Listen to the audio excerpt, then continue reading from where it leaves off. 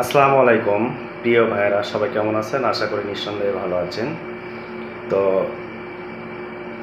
গততে যে হাসিনা সরকার ছিল, তার দুর্নীতির পরিমাণ কতটা ভয়ানক ছিল তার একটা বাস্তব চিত্র আপনাদের সামনে তুলে ধরব।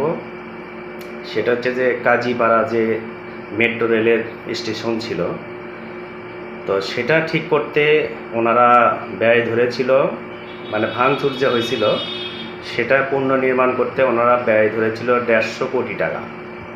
100 থেকে 150 কোটি টাকা সেটা লাগতো। তো আমাদের বর্তমান যে সরকার আছেন ডক্টর মোহাম্মদ ইউনূস স্যার, উনি কিন্তু দেখিয়ে দিয়েছেন যে কেমন করে কি করতে হয়। মাত্র 20 লক্ষ টাকা দিয়ে সেটা কিন্তু করে দিয়েছে। তাহলে বলেন কোথায় 150 কোটি আর কোথায় হচ্ছে 20 লক্ষ? তাহলে কি পরিমাণ দুর্নীতি করছে, কি পরিমাণ টাকা খাইছে চিন্তা করেন।